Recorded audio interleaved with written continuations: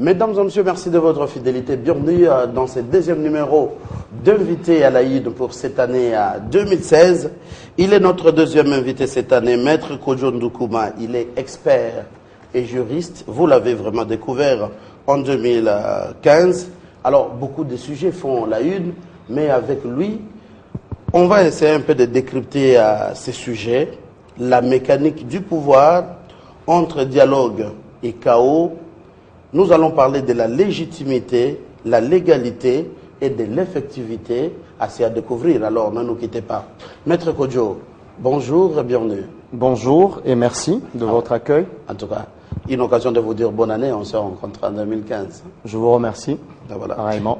Alors, parlez-nous un peu de cette mécanique du pouvoir entre dialogue et chaos. Qui sont pour le dialogue? Qui sont pour le chaos? Parce qu'il y a ces risques où il y a deux camps, le pouvoir et la majorité, qui se rejettent cette balle. D'autres disent, les dialogues, c'est pour nous amener vers le glissement, la balkanisation, et les autres, les chaos avec votre île à dégorer, c'est pour nous amener et au chaos et à la balkanisation. Qui dit vrai? Bon, il y a un dénominateur commun, c'est le pouvoir. Il y a un pouvoir, il y a le pouvoir qui est exercé par un tenant du pouvoir, qui est le président de la République, et il y a une opposition qui est dans son rôle de rechercher l'alternance au pouvoir. Et l'alternance est comprise par ces personnes comme étant le renversement d'un régime, alors qu'une alternance peut également s'inscrire dans la continuité. Vous prenez le cas où il y a alternance aux États-Unis et qu'il y a un président démocrate qui succède à un autre président démocrate. Et donc il y a cette question de la compréhension du sens de l'alternance et de la compréhension du sens du pouvoir. Ce qui serait loin de la réalité peut-être en RDC. Et la question de cette réalité se pose également avec acuité, d'autant que nous sommes en 2016. Voilà. Et c'est une année charnière et une année très importante. On doit se souvenir dans la symbolique des chiffres qu'il y a 10 ans, en 2006, la question justement de l'installation d'un ordre stable, légitime et plus ou moins perpétuel s'était posée. Et il y a eu beaucoup de soubresauts. À l'époque, l'UDPS avait dit au 30 juin, tout s'arrête. Mais rien ne s'était arrêté parce que le pouvoir a une mécanique que nous allons pouvoir expliquer au cours de l'émission. Et 10 ans se sont écoulés. Aujourd'hui, on est en 2016. Et le chiffre 10 est représenté de manière symbolique par une roue. Et cette roue va dans un sens ou dans un autre. Le sens de l'évolution du haut vers le bas. Parce que c'est une ligne infinie qui peut amener à un cercle vicieux, tout comme il peut amener à un cercle vertueux. Donc 2016 est cette année de défi, comme le chef de l'État l'a dit. Mais également, nous sommes dans la symbolique du chiffre 5, qui est souvent compris comme étant représenté par le pouvoir intemporel du pape. Le pouvoir intemporel, parce qu'on a le pouvoir clérical, donc le pouvoir du clergé, et on a le pouvoir qui est le pouvoir temporel, qui est le pouvoir politique. Donc le 5, c'est le pouvoir intemporel qui donne la légitimité au pouvoir politique qui est séculaire. Donc la mécanique du pouvoir est telle que le pouvoir ne peut jamais se terminer, dans le sens où le pouvoir se perpétue à travers un camp ou à travers un autre. Maintenant, ça, c'est la logique formelle. Est-ce que cette logique s'applique dans la réalité de la RDC? Oui, mais nous ne devons jamais penser à la réalité du pouvoir sans en connaître l'essence et ses symboles.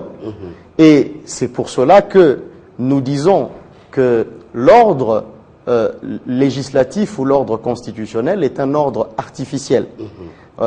C'est-à-dire que c'est l'ordre qu'on appelle la taxis. Alors, pour pouvoir maîtriser dans la réalité cet ordre qui est artificiel, il faut avoir une praxis, ce qui est différent de l'ordre naturel qui est le cosmos et dont le désordre apporte le chaos. Donc, j'avais voulu d'abord qu'on voit la symbolique de ces pouvoirs et de ces chiffres en question. Alors, toute la contestation, si elle peut avoir lieu, porte sur l'article 70 de la Constitution, où on dit que il y a un mandat déterminé, et l'article 220 pour dire que ce mandat, la durée et le nombre de mandats ne peut pas être étendu. Mais déjà dans la mécanique du pouvoir, sans même parler du dialogue, il est prévu à ce même article 70 que le président de la République, c'est ça les termes, passe le pouvoir à un autre président élu à l'occasion de son installation effective. Donc on a à la fois le cycle du mandat qui s'inscrit dans la légitimité de 5 ans, on a le principe de la légalité et on a le principe de l'effectivité. Ça veut dire que la légalité du pouvoir demeure pour le temps nécessaire à pouvoir le passer à un prochain cycle de légitimité. Maintenant, quand on arrive à l'article 73 de la Constitution, il y a un problème. Ça veut dire que le scrutin, il est dit que le scrutin pour l'élection du président de la République est convoqué par la Commission électorale nationale indépendante 90 jours avant l'expiration du mandat du président en exercice. Ça veut dire que dans le 4 ans et 9 mois de l'exercice du mandat présidentiel, une élection doit pouvoir être convoquée. Mais pour un président de la République qui est élu à un seul scrutin, organiser les élections sur base de l'article 73 pose la question de savoir si ce mandat n'est pas écourté de quelques mois. Parce que les personnes qui avaient fait la révision de la Constitution ont laissé les dispositions de l'article 73 comme si il s'était agi d'une élection à 2 tours. Il avait été prévu dans l'article 73 que dans les 90 jours, le passage du témoin de légitimité se fasse entre 2 tours, et on avait besoin en ce moment-là de 90 jours. Et les gens qui disent que dans les 90 jours, il faut pouvoir organiser les élections, ils ont raison parce que la Constitution le dit, mais en tout cas, dans la mécanique du pouvoir, il y a une réduction, selon l'article 220, une réduction du pouvoir du président. On devra corriger avant toute élection ou comment? Ça, je ne sais pas. Maintenant, si nous devons arriver à la question du dialogue, parce que là, on a parlé de la mécanique du pouvoir. Avant même les dialogues, j'aimerais entrer dans votre logique, votre thèse. Quand vous évoquez l'article 70 de la Constitution et quand le chef de l'État doit céder les flambeaux pacifiquement à un autre élu démocratiquement, ça d'accord. Mais pourquoi vous, experts, surtout les gens penchés du côté du pouvoir, vous omettez cette parenthèse disant c'est si les élections ne sont pas organisées. Or ici nous sommes en 2016, on est encore dans les délais normaux. Vous êtes en train de dire que 2016, il n'y aura pas des élections présidentielles pour attendre les passages de ces flambeaux civilisés dès qu'un autre sera élu? Et c'est ça le message codé? Non, l'article 73 nous donne justement la praxis, ça veut dire la procédure par laquelle ce passage de flambeau doit pouvoir se faire. Et si vous regardez cet article 73, le président de la République a un rôle, une compréhension passive. Ça, c'est vrai. Et il est dit que la CENI, le scrutin est convoqué pour l'élection du président de la République par la Commission nationale électorale indépendante dans les 90 jours. Encore que ces 90 jours, dans le cas d'un scrutin à un tour, réduit sensiblement le mandat de celui qui sera élu à un tour, parce que il devra partir dans les 10 jours suivant l'élection à un tour de celui qui pourra le remplacer. Donc, la question demeure, reste maintenant au niveau de la Commission nationale électorale indépendante. Et la question cesse d'être seulement juridique, elle cesse d'être seulement politique, elle devient une question technique. Est-ce que l'autorité censée convoquer ces élections dispose-t-elle de toutes les capacités pour pouvoir le faire?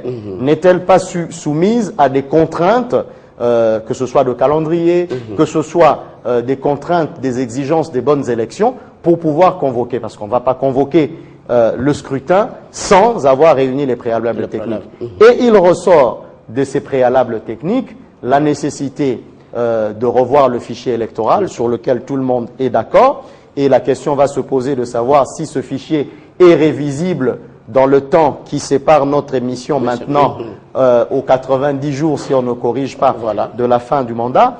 La question se pose de la participation de la diaspora, la question se pose de l'enrôlement des nouveaux majeurs, mais également dans un pays où nous sommes dans un taux de mortalité quand même assez élevé. Le fichier qui remonte à 2005, parce que l'enrôlement c'était fait en 2005, 2006, il y a plus ou moins peut-être 1 million de morts. Et à part cela, il faut voir les déplacés. Combien de jeunes gens nous connaissons qui sont partis dans des pays voisins ou dans des pays limitrophes pour que finalement on puisse se dire quel est le corps électoral. En fait, pour qu'il y ait scrutin, il faut qu'il y ait une définition du contour du corps électoral. Et là, la question cesse d'être politique, juridique, elle devient tout à fait technique. Alors, c'est pour vous aider à compléter votre cheminement d'idées. Apparemment, vous, acteurs politiques, vous commencez à lâcher. C'est avant-hier, il y a quelques heures, c'était le président de la CENI, Corneille Nangaa, qui a dit, après sa consultation avec les chefs des grandes églises ici à Kinshasa ou en RDC, qu'un calendrier sera publié, mais en y ajoutant une phrase, une petite nuance, qui pourrait dépasser d'un peu près les délais constitutionnels. Ça dit déjà tout. Je reviens 10 ans en arrière, parce que je dis qu'il y a un cycle. Je reviens 10 ans en arrière, il y a le président de la CI qui avait dit cela, une chose pareille en 2014, et il y a eu un soulèvement dans ce pays. Vous vous souviendrez qu'il y a eu des casses. Moi, j'étais aux affaires sous 1+4 et donc j'étais à l'endroit privilégié pour l'observer. Personne, que ce soit la population, que ce soit les hommes politiques, n'avait compris le technicien qu'il était, qui disait que, parce qu'il y avait les deux ans de transition 1+4, il avait dit qu'on ne pourrait pas réunir tous ces éléments-là dans les 2 ans. Et les gens ont dit qu'il était en train de rouler pour des intérêts que lui-même connaissait, et on s'en est pris à casser les véhicules, surtout de la MONUC à l'époque, et finalement on s'est rendu compte qu'il était nécessaire d'écouter les techniciens pour que les différents jalons, dans cet ordre artificiel qui demande une praxis, puissent être posés pour qu'on atteigne l'objectif. Maintenant, c'est là que la Constitution est intelligente, pour dire que la légalité de celui qui tient le pouvoir demeure pour le temps nécessaire à la passation de ce pouvoir. Soit-il compris dans les 5 ans ou soit-il compris, et ça c'est la Constitution, au-delà de ces 5 années. Pourquoi? Parce que le président en exercice est le gardien des oripeaux du pouvoir, des attributs du pouvoir. Nous avons souvent été, dans le cadre de nos fonctions dans la diplomatie ou quoi, aller assister aux cérémonies de prestation des serments des nouveaux présidents. Donc le pouvoir n'est jamais dans la rue. Ça veut dire que le président qui sort prend les insignes du pouvoir qui lui avait été remis à son investiture, il le rend devant, il y a souvent le parterre des membres de la Cour constitutionnelle et tout le peuple dans le stade, et celui qui entre en fonction vient les prendre. Alors, si les personnes ne veulent pas qu'on puisse réfléchir sur la manière dont le pouvoir doit pouvoir être légalement tenu pendant le temps nécessaire de passer le pouvoir, alors le pouvoir devrait être dans la rue. Depuis quand est-ce que la rue peut investir un président de la République et tout le reste? Parce Mais ici, on évoque une question fondamentale, les délais constitutionnels. Ce qui dérange, ou vous tombez dans ce piège d'un autre haut cadre de la majorité, le ministre Kinkei, qui a demandé aux juristes et savants de la majorité présidentielle de réfléchir comment rallonger les mandats de les chefs de l'État en fonction actuellement. Oui, c'est comme ça. C'est comme ça que nous parlons à la fois de la légitimité, de la légalité et de l'effectivité. L'article 70, alinéa 2 de la Constitution dit ceci. À la fin de son mandat, le président de la République reste en fonction